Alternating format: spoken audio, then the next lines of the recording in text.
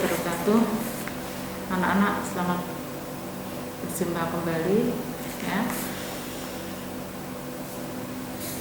dengan pembelajaran persebaran flora dan fauna. Keberadaan makhluk hidup di bumi ini itu jelas tidak merata, anak-anak ya. Dalam pengertian selama ini ya, adanya perkembangan biak dengan baik itu berupa flora maupun fauna pun lama-kelamaan akan mengalami suatu kepunahan dengan sendirinya, anak-anak ya. Kenapa tumbuhan bisa habis? Kenapa tumbuhan bisa mati? Karena mungkin saja dipakai atau digunakan secara terus-menerus, maka berangsur-angsur akan timbul suatu kelangkaan akan tumbuhan. Apalagi hewan yang ada di muka bumi ini, kalau misalnya saja selalu dipakai untuk mencukupi kebutuhan hidup manusia, saya contohkan gading gajah. Gajah itu banyak sekali di Sumatera, banyak yang diburu. Karena apa? Yang diambil gadingnya untuk apa? Untuk berbagai macam kerajinan, anak-anak. Sehingga gading gajah ini banyak diminati oleh orang karena untuk kerajinan tadi bermacam-macam. Kalau gajah itu sering diambil atau sering dibunuh, maka lama-kelamaan gajah juga akan mengalami suatu kepunahan, anak-anak. Adapun faktor yang menyebabkan perbedaan flora dan fauna di sini, anak-anak, ada 8. 1.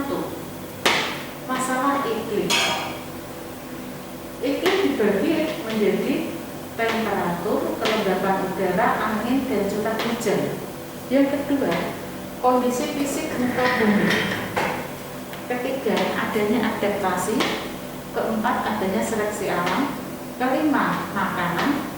Keenam, persekutuan hidup. Ketujuh, manusia.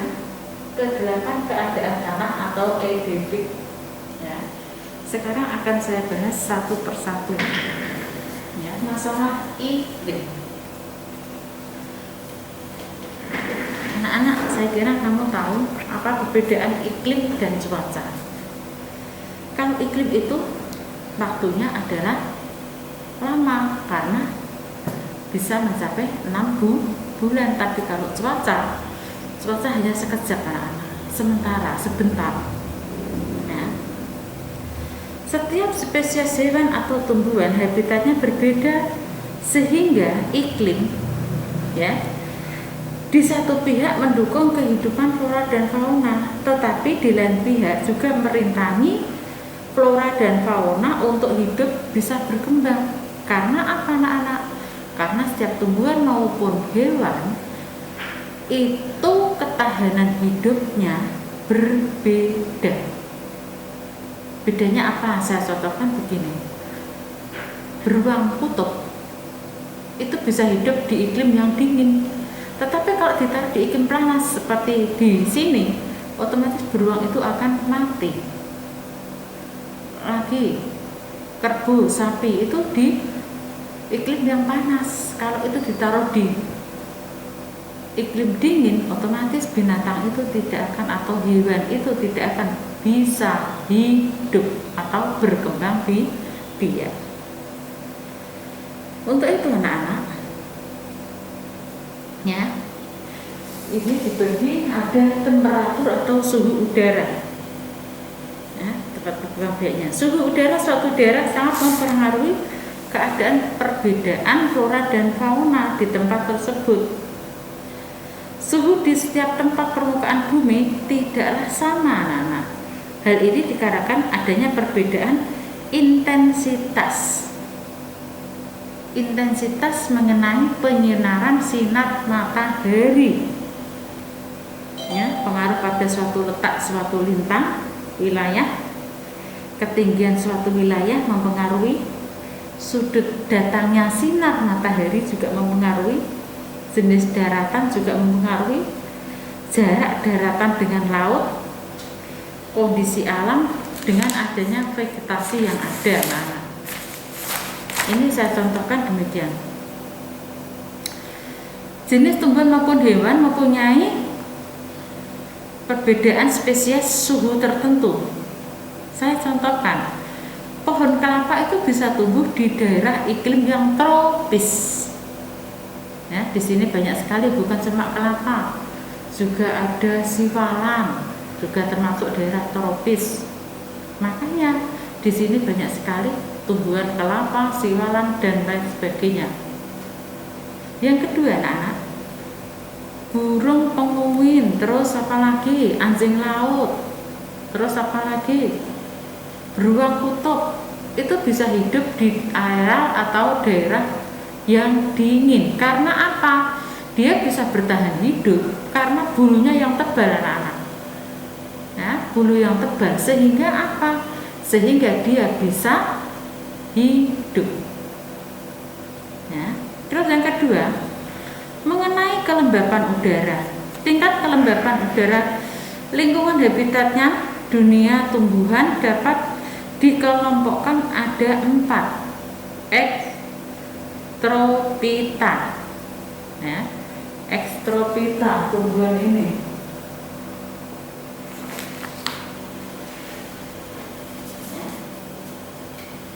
Ini dibagi menjadi 4.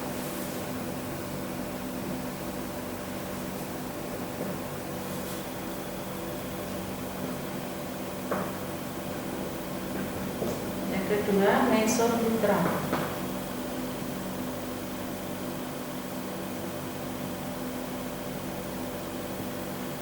Yang ketiga, Hydrophyta.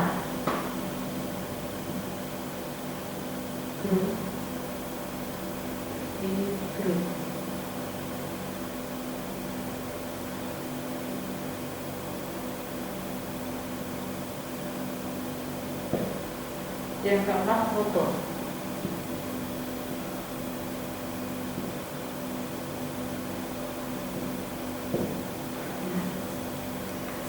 Untuk yang ini, anak-anak, di sini tumbuhan yang sangat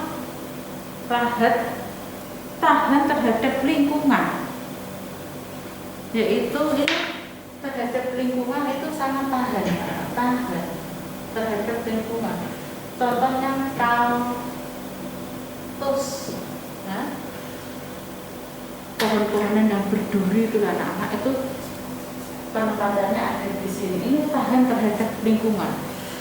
Ditaruh di musim dingin juga bisa hidup, ditaruh di musim panas juga bisa hidup. Karena apa? Tumbuhan itu menyimpan air di dalam tumbuhan tersebut, sehingga apa itu, anak-anak, ada durinya. Nah, di atas ada durinya. Semakin jarang durinya berarti itu bisa menyimpan air dengan jangka waktu lama. Ya. Untuk yang kedua, Mesophyta, tumbuhan yang sangat cocok hidup di lingkungan yang kelembapan lembab, udaranya lembab, anak-anak. Udara lembab seperti di area pegunungan. Lembab. Contohnya lembab itu adalah pohon anggrek.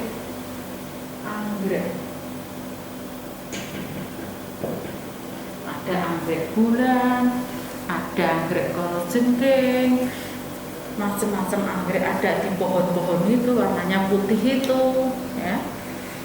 Terus yang ketiga, Hydrophyta. Hydrophyta di sini ada tumbuhan yang cocok hidup di lingkungan yang basah. Ini lingkungan yang basah. Dia hidup di lingkungan yang basah. Contohnya enceng gondok. Nah, enceng gondok, apalagi anak-anak kangkung, apalagi anak-anak terate, apalagi anak-anak melati air, ya, itu termasuk yang nomor 3. Sedangkan yang terakhir yaitu Protophyta, tumbuhan yang bisa beradaptasi dengan adanya perubahan musim kemarau maupun musim hujan. Itu merupakan tumbuhan khas musim tropik. Contohnya apa anak-anak? Banyak sekali kalau ini. Karena ini bisa apa anak-anak? Beradaptasi terhadap perubahan baik musim kemarau maupun musim hujan, beradaptasi.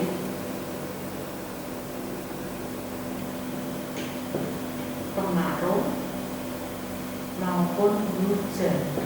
Ini tumbuhan apa? Macam-macam ini anak. Ya.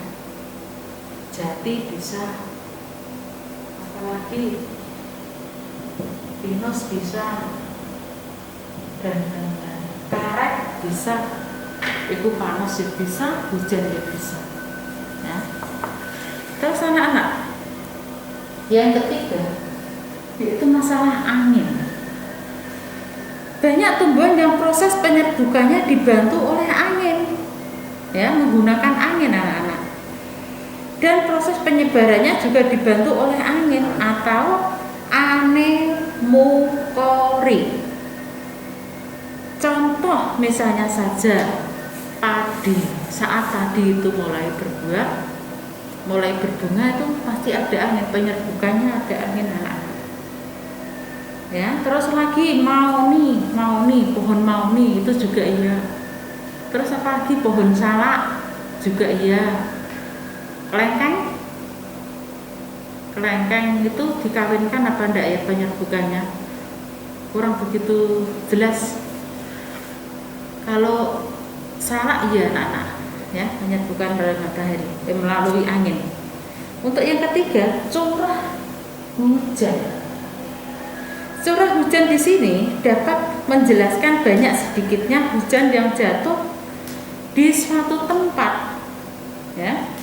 Curah hujan ini dipengaruhi oleh perairan yang ada. Daerah terletak ada di pegunungan, ada di pantai. Curah hujannya kalau misalnya saja di pantai umumnya memiliki curah hujan yang sedikit. Ya. Ada kok daerah yang dekat dengan pantai, maaf anak-anak, jauh dari pantai dan ada yang dekat dengan pantai. Kalau dekat biasanya curah hujannya relatif banyak, tapi kalau jauh dengan pantai curah hujannya jarang sekali anak-anak. Ya.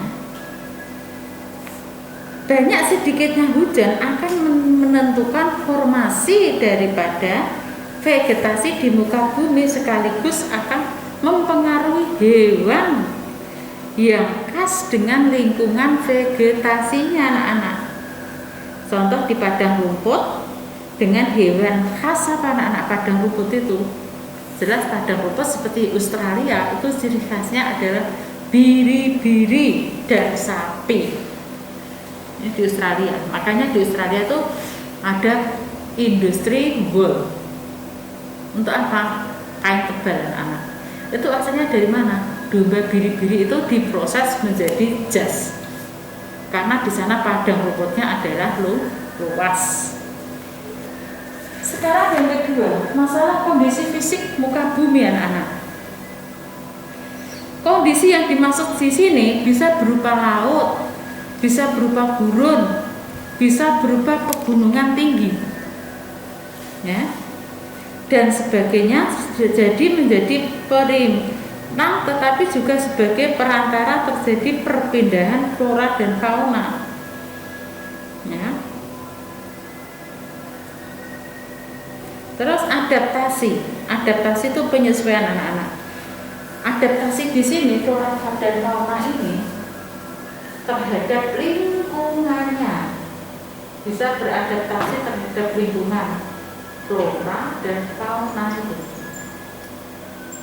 ya, menyesuaikan dengan lingkungan yang ada. Yang keempat, adanya seleksi alam. Seleksi alam di sini anak-anak berlaku ketentuan bahwa kuat adalah yang menang. Oleh karena itu binatang akan berusaha untuk menghindari persembunyian daripada predator. Di sini dijelaskan bahwa predator itu di hutan-hutan, ya, khususnya hewan-hewan besar, bisa dikatakan bahwa singa itu merupakan raja hutan. Karena apa? Singa itu pemakan binatang yang lemah, contohnya makan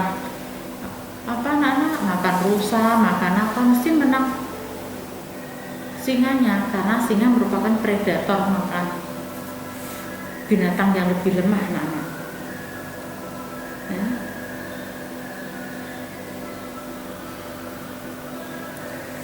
Terus lagi yang keempat, makanan.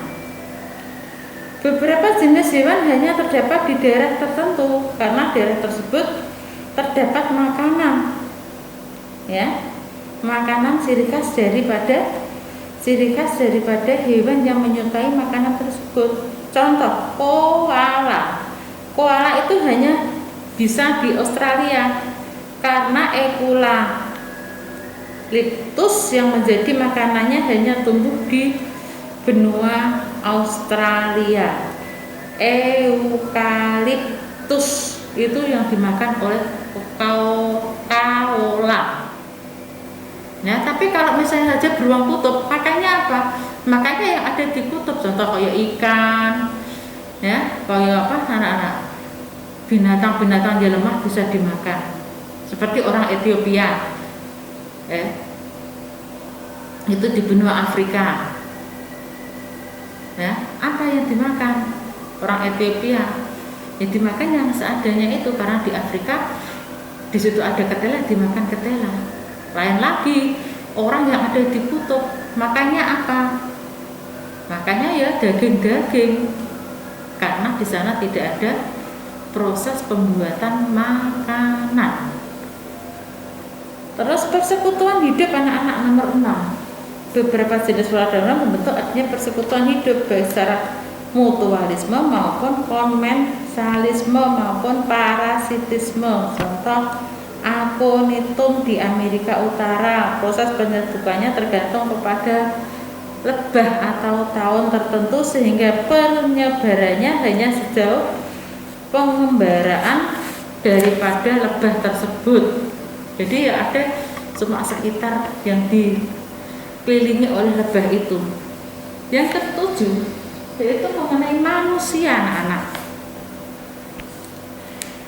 Manusia di sini itu menentukan adanya penyebaran, adanya flora dan fauna yang ada di muka bumi. Ya, jadi menentukan adalah manusianya. Jadi manusia itu dapat menambah ataupun mengurangi jumlah flora dan fauna yang ada di suatu wilayah tertentu. Dengan adanya kemajuan teknologi, itu juga akan menjadikan manusia mampu melestarikan kehidupan flora dan fauna yang dilakukan dengan konservasi maupun dengan cara yang lain. Namun sebaliknya manusia juga bisa mengurangi persebaran flora dan fauna di suatu tempat atau wilayah tertentu merupakan tindakan, yaitu dengan cara merusak alam. Merusak alam itu adalah perbuatan manusia. Terjadi banjir itu kan termasuk merusak alam, sehingga apa? Terjadi penebangan hutan secara liar, otomatis banjir terjadi di mana-mana karena tanah tidak bisa menyimpan air yang ada di akar pohon. Makanya kalau misalnya saja terjadi penebangan hutan, harus ditumbuhkan kembali, ditanami kembali, namanya reboisasi. Sampun. Dengan anak-anak sampai keadaan tanah ya di sini. Besok kita lanjutkan. Adapun tugas kamu, ya, tugas individu kamu berdasarkan kelembapan udara, flora dapat dibedakan menjadi kelompok ini, anak-anak. Nah, kelompok itu, ya. Ada Ekropita, Mesopita, Hidropita, Tropopita. Tugas kamu, carilah gambar di internet atau jenis-jenis tanaman yang termasuk dalam keempat kelompok ini, anak-anak. Kelompok ini yang termasuk kaktus yang mana? Yang kedua, ketiga, keempat. Nah ini nanti gambarnya kamu ambil, kamu kirimkan ke Bu Titik. Ya, kamu kirimkan ke Bu Titik, itu saja. Gambar itu dari mana? Tergantung kamu, bisa dari buku, majalah, surat kabar, internet, monggo. Tempelkan pada buku, jadi kamu membuat suatu clipping, seperti clipping aja. Ya, buat clipping dengan diklasifikasikan berdasarkan kelompoknya masing-masing. Tiap satu gambar, misalnya saja kaktus, yang termasuk jenis kaktus ada berapa? Oh hewan yang berduri-duri itu yang tahan terhadap panas, misalnya saja kamu kasih gambar minimal 3, maksimal 5. Terus nanti bawahnya ada yang lembab dengan adanya anggrek. Ya carinya bukan anggrek macamnya ada berapa, bukan anggrek saja satu jenis, cari tumbuhan yang lain. Ya, di kelembapan udara misalnya saja di pegunungan yang lembab-lembab itu tumbuhan apa? Misalnya saja ada anggrek, ada apa pohon-pohonan yang ada di pegunungan. Ya, yang keempat ini basah, tempat yang basah contohnya apa? Bisa kamu cari nanti buat clipping, tunjukkan ke Bu Titik, kirim ke classroomnya masing-masing. Itu saja anak tugas kamu. Saya akhiri sampai sekian. Wassalamualaikum warahmatullahi wabarakatuh.